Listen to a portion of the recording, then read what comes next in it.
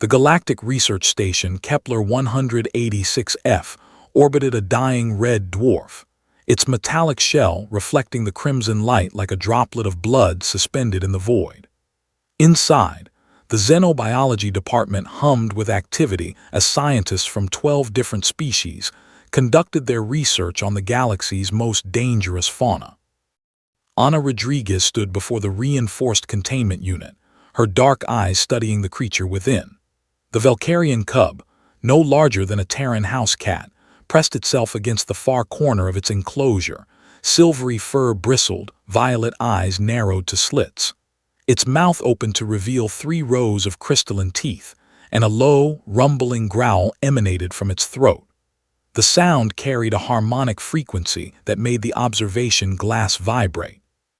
Specimen V-447 continues to display extreme hostility, droned Zeloth, the station's cepheid head researcher. His tentacles twitched with evident frustration as he manipulated the holographic interface. 14 standard days in containment. 0 progress on behavioral conditioning. It refuses all sustenance. Medical scans indicate declining health markers.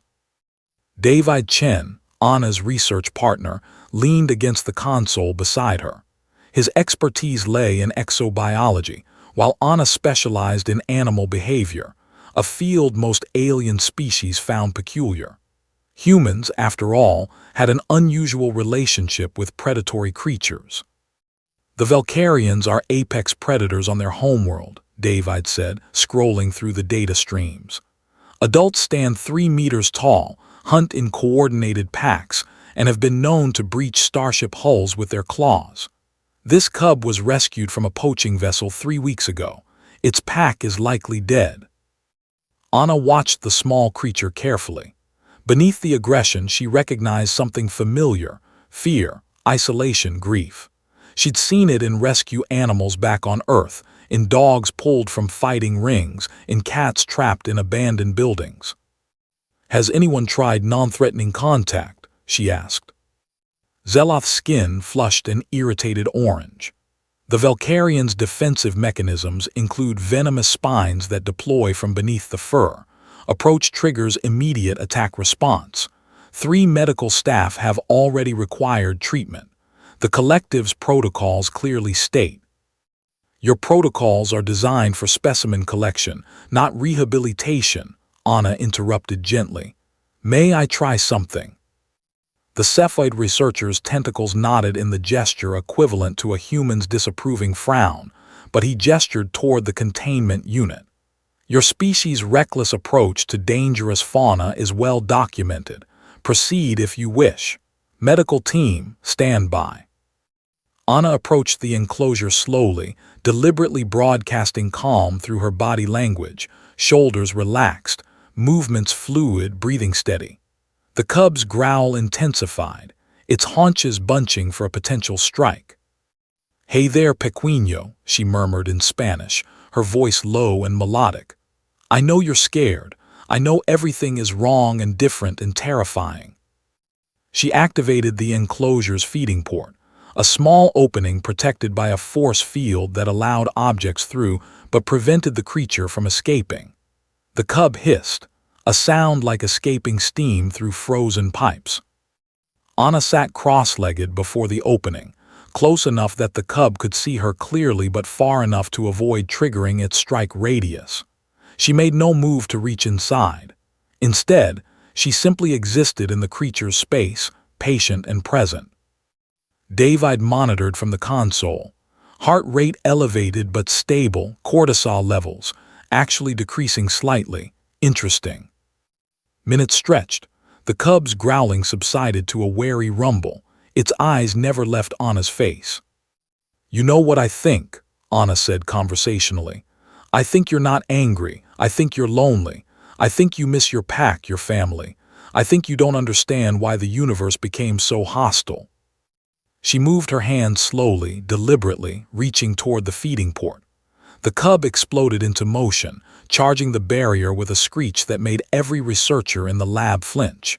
But Ana didn't pull back. She held her hand steady, palm open, fingers relaxed.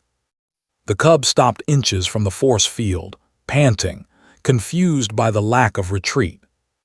Then Anna did something that made Zeloth's tentacles freeze mid-gesture. She extended one finger through the force field and gently booped the cub's nose.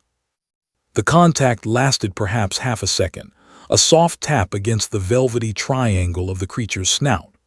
The cub jerked back, eyes wide with shock, its aggression momentarily forgotten in sheer bewilderment. "Did she just?" David started. "Impossible," Zeloth breathed. "The venomous spine should have."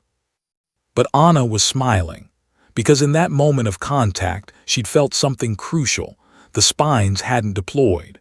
The cub's aggressive programming had short-circuited, overwhelmed by the unexpected gentleness of the gesture. The Valkyrian sat back on its haunches, one paw rising to touch its own nose where the human's finger had made contact. Its head tilted, confusion replacing hostility in its violet eyes. Anna booped it again. This time the cub didn't retreat. It leaned forward slightly, pressing its nose against her finger with the tentative curiosity of a creature experiencing something entirely novel. The rumbling in its chest shifted frequency, not a growl now, but something closer to a purr, though harmonically more complex. Oxytocin levels spiking in both the human and the Valkyrian, David reported, his voice carrying a note of wonder. Neural pathway formation consistent with bonding behavior. Anna, whatever you're doing, it's working. Over the next hour, Anna continued the gentle interaction. Boop. Pause. Boop. Each contact built trust. Each moment of non-threatening touch rewrote the cub's understanding of what to expect from the universe.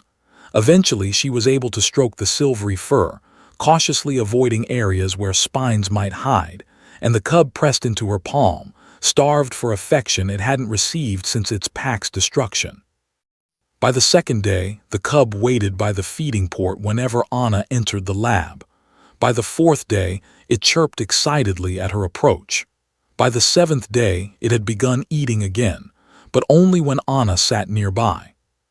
The transformation fascinated the research station. Scientists from departments across Kepler 186f came to observe the human and the Valkyrian.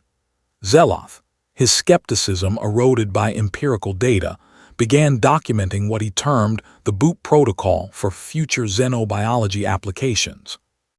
"Humans," he mused to David one evening, "are the galaxy's most paradoxical species.